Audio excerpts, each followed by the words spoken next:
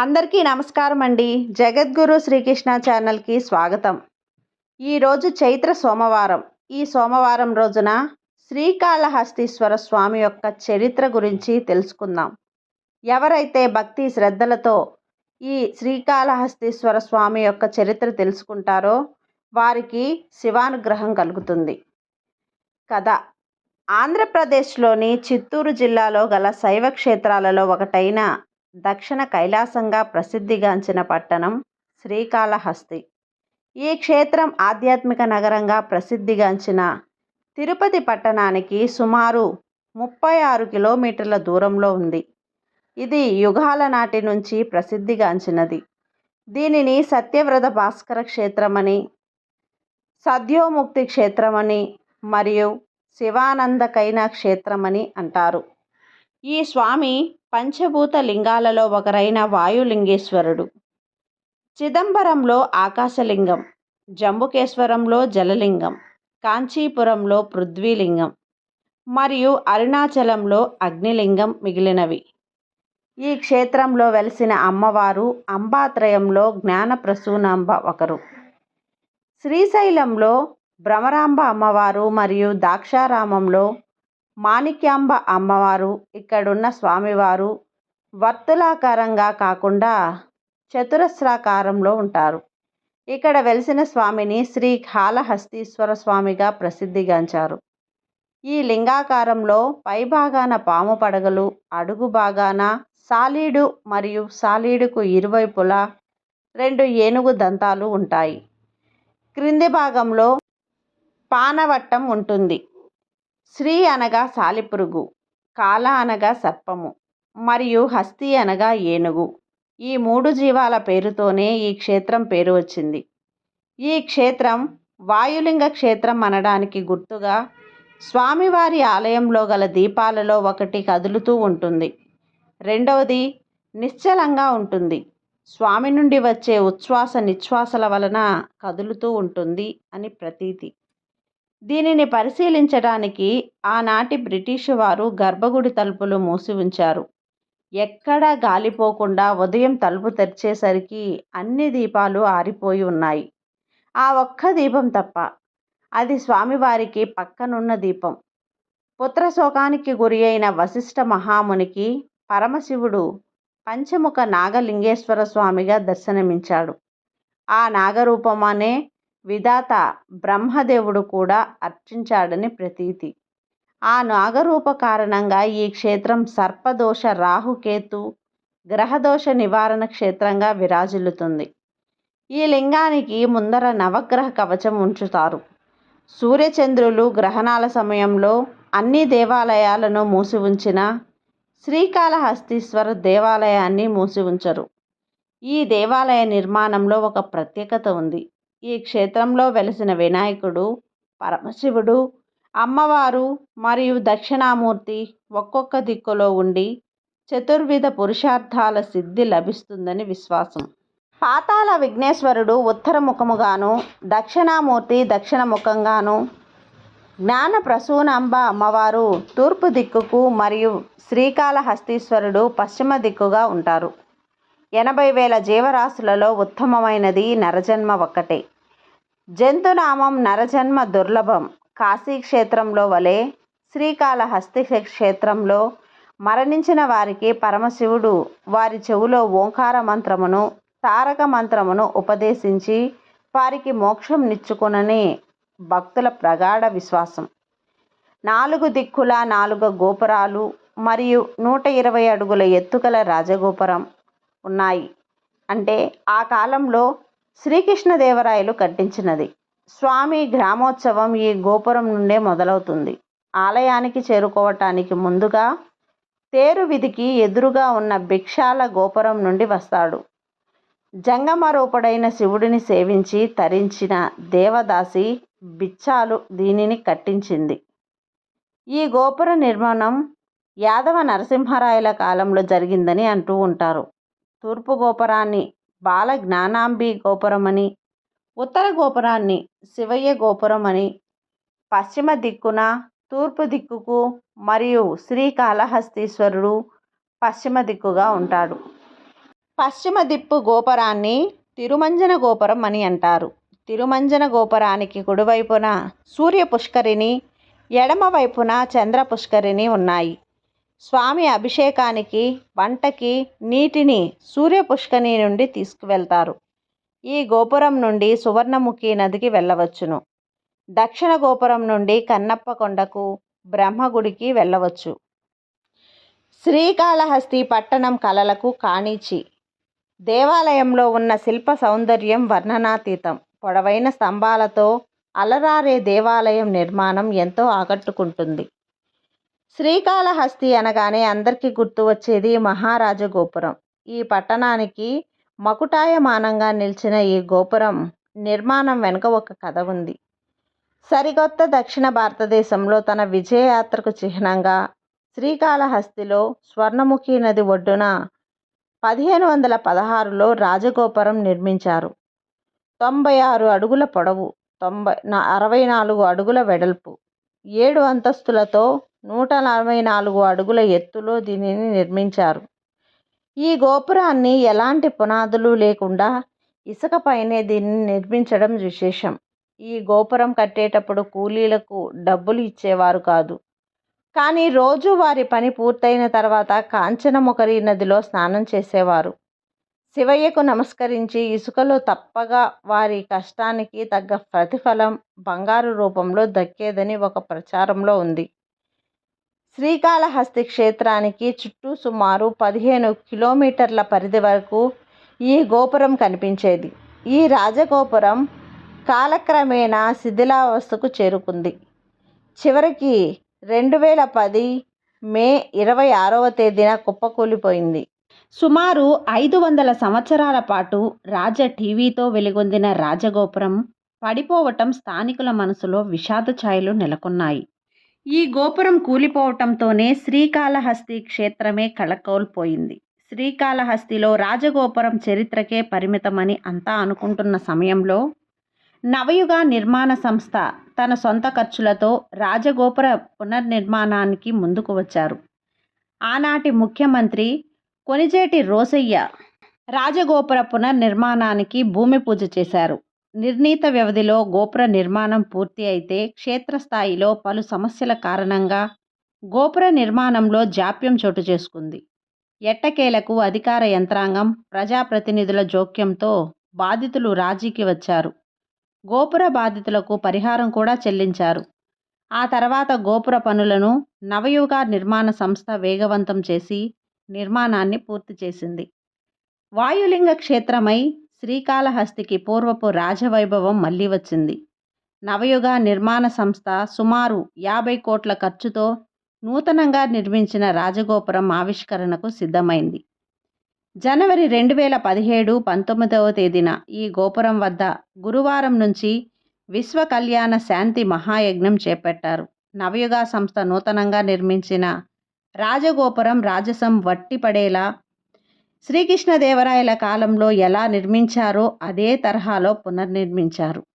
92 అడుగుల పొడవు, 65 అడుగుల వెడల్పుతో గోపుర నిర్మాణానికి పునాదులు వేశారు. 7 అంతస్తులతో 144 అడుగుల ఎత్తున ఈ గోపురాన్ని నిర్మించారు. ఇందులో 35 అడుగుల మేర రాతి కట్టడం, మిగిలిన నిర్మాణాన్ని ఇటుకలతో పూర్తి చేశారు. గోపుర నిర్మాణంలో పాత తరహాలోనే కరక్కాయ, సున్నం, బెల్లం, కోడిగుడ్డు సొన వినియోగించి ఎక్కడా సిమెంటును కూడా వినియోగించలేదు. గుంటూరు జిల్లా చిలకలూరిపేట సమీపంలోని గోవిందరావుపల్లె నుంచి ప్రత్యేక రాళ్లను తీసుకొచ్చారు. తమిళనాడుకు చెందిన సుమారు 250 మంది శిల్పులతో చెక్కించిన శిల్పాలను ఇక్కడకు తీసుకువచ్చారు. ఈ నిర్మాణంలో సుమారు 20 టన్నుల బరువు గల ఒకే రాతిని వినియోగించారు. మళ్ళీ శ్రీకాళహస్తి పట్టణానికి పేరు తెచ్చిన గోపురం నిర్మాణమైన తర్వాత పురజనుల మనసులో ఆనందం పొంగి పొరలింది. శ్రీకాళహస్తి క్షేత్రం యుగయుగాల కాలం నాటిది. పరమశివుడు కాలాతీతుడు. కాకపోతే మనం విన్న ప్రకారం, చదివిన వాటి ప్రకారం, తెలుసుకున్న వాటి ఆధారంగా మరియు పరమశివ భక్తాగ్రేసుడు అయిన దూర్జటి కవి రచించిన శ్రీకాళహస్తి మహత్య కావ్యమును అనుసరించి ఈ క్షేత్రానికి శ్రీకాళహస్తి అనే పేరు రావటానికి కారణమేమిటో తెలుసుకుందాం. కృతకాలం ఆరంభం నాటి కథ. బ్రహ్మలోకంలో దిక్పాలకుల సమావేశం జరుగుతూ ఉంది. ఆ సమావేశానికి విశ్వకర్మ కూడా ఆహ్వానించబడ్డాడు. ఆయన కుమారుడు పూర్ణనాభుడు లేక లేక కలిగిన సంతానం. ఆయన కుమారుడు తన కూడా తండ్రితో వస్తానని మారం చేశాడు. అందుకు విశ్వకర్మ తనతో పాటు బ్రహ్మగారి లోకానికి తీసుకొని వెళ్ళాడు. అప్పుడు బ్రహ్మగారిని చూసి పూర్ణనాభుడు ఆయన ఏమి చేస్తారు అని తండ్రిని అడిగాడు. అందుకు విశ్వకర్మ ఆయన సృష్టి చేస్తాడు అని చెప్పాడు. అయితే మనం కూడా చేయొచ్చు కదా అని అన్నాడు. అందుకు తండ్రి మనం చేయరాదు, బ్రహ్మగారు మాత్రమే చేయాలి. అలా ఎందుకు చేయకూడదు, నేను కూడా చేస్తాను అని జీవులను సృష్టించాడు. అది గమనించిన బ్రహ్మగారు పూర్ణనాభుడిని నీవు చేస్తున్న పని ఏమిటని అడిగాడు. అందుకు పూర్ణనాభుడు మీరు చేస్తున్న పని నేను చేస్తున్నాను, ఏం తప్ప అని అన్నాడు. అందుకు కోపగించిన బ్రహ్మగారు నీవు భూలోకంలో సాలెపురుగుగా జన్మించువు అని శపించాడు. తన తప్పు తెలుసుకున్న పూర్ణనాభుడు బ్రహ్మగారి కాళ్లపై పడి శరణు వేడాడు. అందుకు శాంతించిన బ్రహ్మగారు నీవు భూలోకంలో పరమశివుణ్ణి ఆరాధించి అతనితో ఐక్యం చెందుతావు అని చెప్పాడు. శాప ఫలితంగా ఉన్నప్పుడు ఒక బిల్వ వృక్షంపై సాలెపురుగుగా పుట్టాడు. తాను సాలెపురుగుగా మారిన తన పూర్వజన్మ జ్ఞానం పోలేదు. ఆ శివయ్య ఎక్కడ ఉంటాడో, ఆయనను ఎలా చేరాలో అని పరిపరి విధాలా ఆలోచిస్తూ ఉంది. ఇంతలో ఒక శివభక్తుడు శివపూజకై మారేడు దళాలు కోయటానికి అక్కడకు వచ్చాడు. పూర్ణనాభుడు ఆ మారేడు దళాలలో చేరి శివభక్తునితో పాటు శివయ్య దగ్గరికి చేరింది. తనకి శివయ్యపై అపరిమితమైన భక్తి ప్రవత్తులు ఏర్పడ్డాయి. అప్పుడు ఆ శివలింగం ఎండకు ఎండుతూ వానకు తడుస్తూ ఉన్నది. ఎలాగో తన పూర్వజన్మ శృతి కారణంగా శివయ్యకు ఒక అచ్చార్దనగా ఒక గూడును అల్లింది. తదుపరి చిన్న చిన్న ప్రాకారాలు అల్లింది. ఈ గూళ్ళు మంచు బిందువులతో తడిసి ఎండకు ముత్యాల పందిరిలాగా మెరిశాయి. అప్పుడప్పుడు వీస్తున్న పెనుగాలికి ఆ గూళ్ళు తెగిపోయేవి. అయ్యయ్యో, తన శివయ్యకు ఆచ్ఛాదన లేకుండా పోతుందే అని తెగిన దారాలను మళ్ళీ మళ్ళీ అతికిస్తూ ఉండేది. పూర్ణనాభుడి ఓపికకు భక్తికి మెచ్చిన శివుడు ఒకనాడు దానిని పరీక్షించదలిచాడు. అనుకున్నదే తడువుగా ఆలయంలో గల అఖండ జ్యోతిని పెంచి పూర్ణనాభుడు అల్లిన సాలెగూడును దహించివేశాడు. మళ్ళీ ఓపికతో కష్టపడి శివయ్యకు గూడు అల్లింది. కానీ మళ్ళీ గూడు మంటలకు ఆహుతైపోతుంది. ఈ విధంగా మాడిపోయినప్పటికీ పూర్ణనాభుడు అల్లుతూనే ఉన్నాడు. కొంతకాలం గడిచింది. ఓపిక నశించింది. ఎలాగైనా ఆ దీపాన్ని మృంగివేయాలి అన్నంత కోపం వచ్చింది. వెంటనే ఆ దీపాన్ని మింగడానికి ప్రయత్నించగా పరమశివుడు తన చేతిని అడ్డుపెట్టాడు. పూర్ణనాభ ఆగు, నీ భక్తికి నేను సంతోషించాను అంటూ ఆయన అక్కడ ప్రత్యక్షమయ్యాడు. పూర్ణనాభుడు శివుని దర్శించగానే తన పూర్వరూపం వచ్చి తనకు ముక్తి ప్రసాదించమని, తన పేరు కూడా చిరస్థాయిగా ఉండేలాగన వరం కోరుకున్నాడు. అందుకు సంతసించిన శివుడు సరేనని పూర్ణనాభుడిని తనలో ఐక్యం చేసుకున్నాడు. సాలెపురుగు శ్రీ అని కూడా పిలుస్తారు. ఆ రకంగా కృతయుగంలో కీటకమైన సాలెపురుగు కరుణించి కటాక్షించిన పరమశివునికి మనం కూడా శంభో శంకర హరహర మహాదేవ, హరహర మహాదేవ శంభో శంకర భక్త శివశంకర అని మనసులో జేజేలు పలుకుదాం. కృతయుగం గడిచిపోయింది. త్రేతాయుగం మొదలై చివరి దశకు చేరింది. అప్పుడు కాలుడు అనే మదోన్మాది ఉండేవాడు. వాడు ఒక శివరాత్రి పర్వదినాన శివ ఆరాధన చేయకుండా శివభక్తులను పరిహాసం చేస్తూ ఉన్నాడు. పరమ దయామయుడైన పరమశివుడు తనను దూషించినా పట్టించుకోడు. కానీ తన భక్తులను పరిహాసం చేస్తే ఆయన ఓర్వలేడు. అప్పుడు సాంబశివుడు కాలుడిని రప్పించి తన భక్తులను దూషించిన కారణంగా నువ్వు పాటపాడు లోకం పాతాళ లోకములో జన్మించమని శపించాడు. కాలుడు తన తప్పును గ్రహించి పశ్చాత్తాపం చెంది శివుని కాళ్ళపై పడి తన తప్పును మన్నింపమని కోరాడు. అందుకు ప్రసన్నుడైన శివయ్య నీవు పాతాళ లోకంలో సర్పముగా జన్మించి నన్ను సేవించి నా సాయుధ్యాన్ని పొందగలవని తెలిపాడు. శాప ఫలితంగా కాలుడు పాతాళ లోకంలో జన్మించాడు. పాతాళలోకంలో సర్వ సంపదలు రాణులతో అనుభవిస్తూ సుఖంగా ఉన్నాడు. కొంతకాలానికి అతని పూర్వజన్మలో జరిగిన సంఘటన గుర్తుకు వచ్చింది. అతను శివయ్యను వెతుక్కుంటూ గజకాననం చేరాడు. వెతకబోయిన తీగ కాలికి తగిలిందని అన్నట్లుగా ఒక చెట్టు కింద శివలింగాన్ని చూశాడు. వెంటనే అతనికి కర్తవ్యం బోధపడింది. ప్రతిరోజు 5 గంటలకు నిద్రలేచి విలువైన రత్నాలను, మణులను, మాణిక్యాలను తెచ్చి శివయ్యకు పూజ చేస్తూ ఉన్నాడు. ఇదిలా ఉండగా ద్వాపర కాలం మొదలయ్యింది. కైలాసంలోని ప్రథమ గణాలలో హస్తి అని ఒక కింకరుడు ఉండేవాడు.